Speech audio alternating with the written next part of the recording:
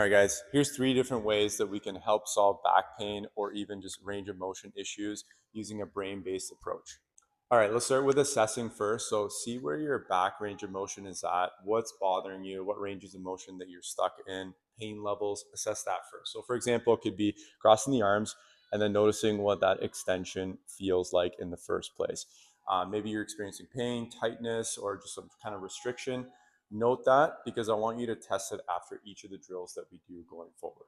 All right, so first thing what I would do, it would be starting to reduce the stress on the body in terms of bringing our nervous system down to a parasympathetic state rather than being in that kind of fight or flight stage. If we're there, that feeling where it's like things are tight, body's tight, you're feeling the core clenching, back clenching, we want to get into more of a relaxed state. So one thing we want to do is to focus on breathing first. Breathing is a really good tool to help us kind of calm it down.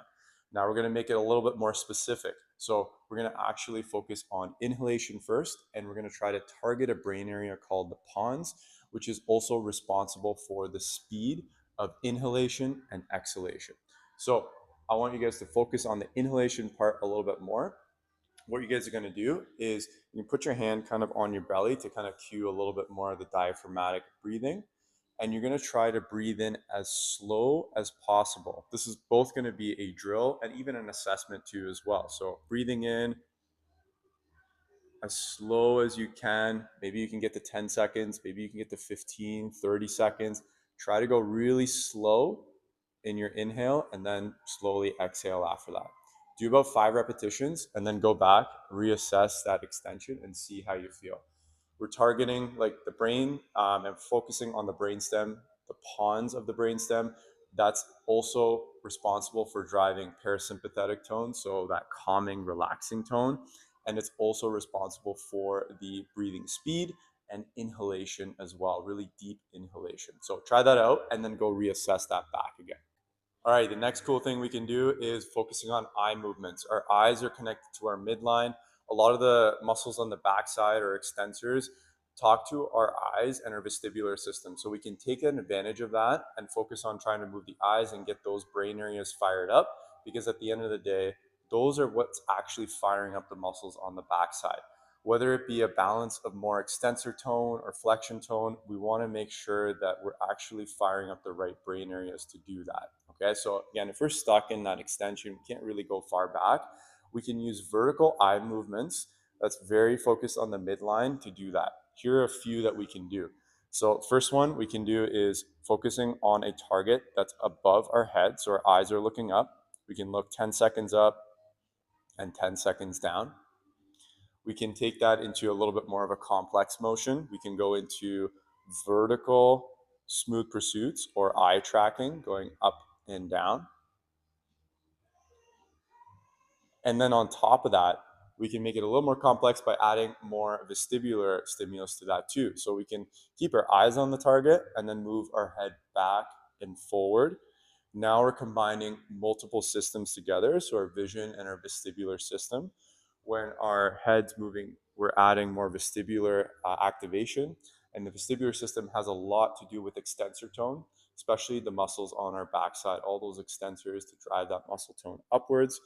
We can have a better balance by actually getting the eyes and the inner ear doing their job and activating the right brain areas. So try gaze stabilization, so looking down, looking up, eyes staring at the areas. Try vertical smooth pursuits, and then also vertical VORs, so vestibular ocular reflex drills, to see how it feels after when you do those drills. All right, another way to approach this low back is to work on the feet.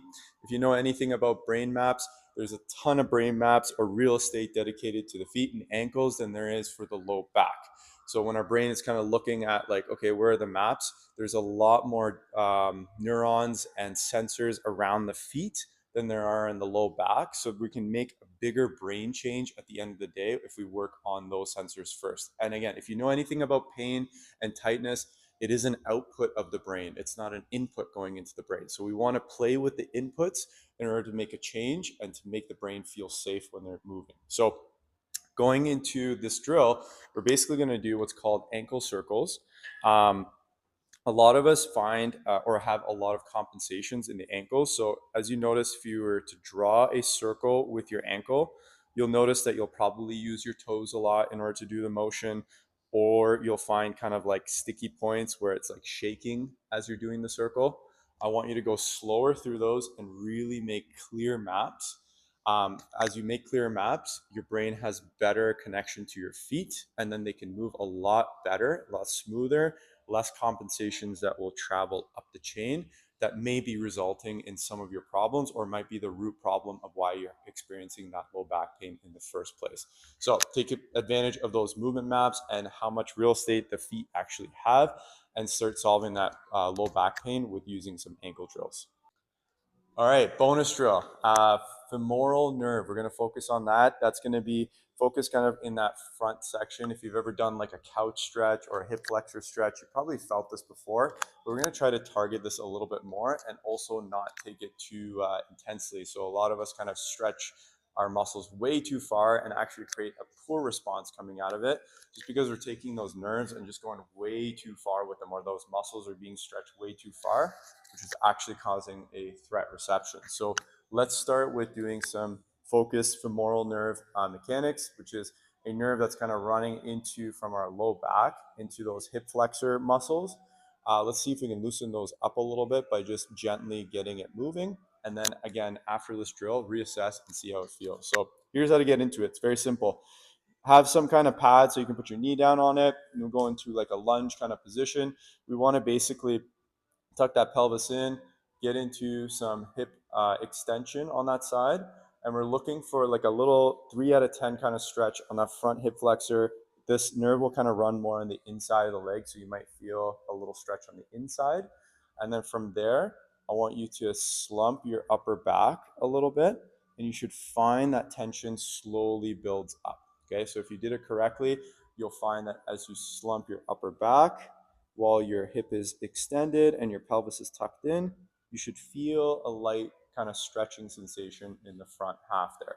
So basically, this is how I would do it.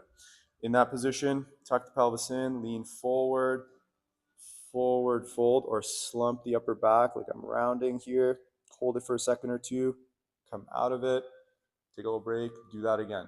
Tuck the pelvis in, glide forward, round, and then come out of it. Do that 3 to 5 times and then go reassess that back again and see if it's feeling better.